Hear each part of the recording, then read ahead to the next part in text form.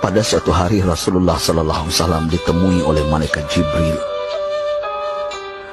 Rasul pun bertanya, "Ada apa wahai Jibril?" Jibril menjawab, "Wahai Muhammad, sesungguhnya hari ini Allah Subhanahu wa Ta'ala sedang mengobarkan nyala api neraka, dan seluruh para malaikat amat ketakutan. Mereka tidak tahu harus bagaimana.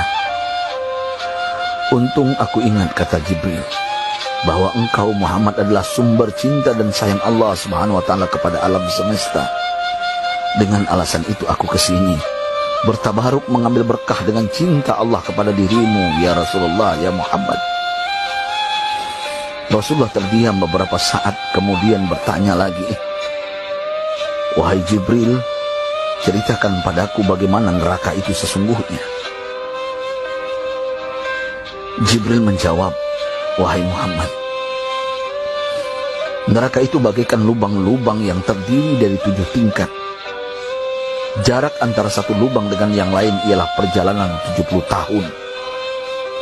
Lubang paling bawah adalah lubang yang paling panas." Nabi SAW meneruskan pertanyaannya, "Lalu siapakah penghuni lubang-lubang neraka itu, wahai Jibril? Sampaikan kepadaku, Jibril." Jibril menjawab, "Lubang yang paling bawah diciptakan untuk orang-orang munafik. Lubang yang berikutnya untuk penyembah berhala, lalu untuk penyembah bintang dan matahari." Jibril terus menerangkan penghuni tingkatan neraka hingga lubang yang kelima, tempat umat Yahudi, dan yang keenam dihuni oleh umat Nasrani. Setelah menjelaskan penghuni 6 tingkatan neraka, Jibril diam cukup lama. Rasulullah SAW penasaran dan bertanya kepada Jibril, "Wahai Jibril, siapakah penghuni neraka yang ke-7?" Jibril diam saja tidak menjawab. Rasulullah SAW mengulangi pertanyaannya, tapi Jibril tetap diam. Rasulullah tambah penasaran dan mendesak Jibril agar dijawab pertanyaannya. Akhirnya Jibril pun berkata, "Umatmu, wahai Muhammad, mereka itu para pelaku dosa besar di kalangan umatmu, yang dimana sampai mereka mati belum sempat bertaubat." Mendengar jawaban Jibril, Rasulullah langsung jatuh pingsan. Jibril merangkulnya dan meletakkan tubuh baginda di atas pangkuannya. Tak berapa lama Rasulullah SAW sadar dan langsung menangis bersimbah air mata dengan terisak-isak. Rasulullah mempertegas pertanyaannya, "Wahai Jibril, apakah benar ada di antara umatku yang masuk neraka?" Jibril menjawab, "Benar, wahai Muhammad, pelaku dosa besar di antara umatmu yang belum bertaubat." Setelah itu Rasulullah menghadap kiblat dan sujud kepada Allah dalam isak tangisnya.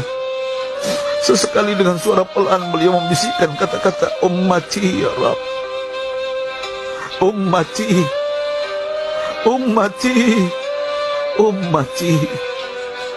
Beliau SAW tidak mengangkat kepalanya dalam keadaan seperti itu selama 3 hari 3 malam, kecuali setiap Bilal bin Rabah mengumandangkan azan, barulah beliau bangkit untuk menjadi imam, dan setelah itu kembali sujud lagi.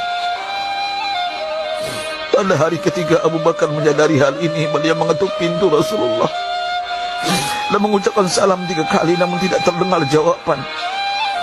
Abu Bakar sedih dan berseru di hadapan pintu Nabi besar Muhammad SAW, "Apakah ada jalan untuk masuk ke rumahmu ya Rasulullah?" Tetap tidak ada jawaban. Di jalan Abu Bakar bertemu sahabat Umar. "Mengapa engkau menangis, wahai Abu Bakar?" kata Umar. Abu Bakar menceritakan keadaan Rasulullah SAW.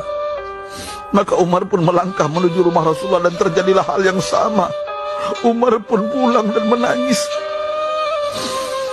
Di jalan Umar bertemu sahabat Salman Al-Farisi. Dengan terisak Umar bercerita kepada Salman hingga membuat dia amat sedih, namun tidak berani mengulangi hal yang sama.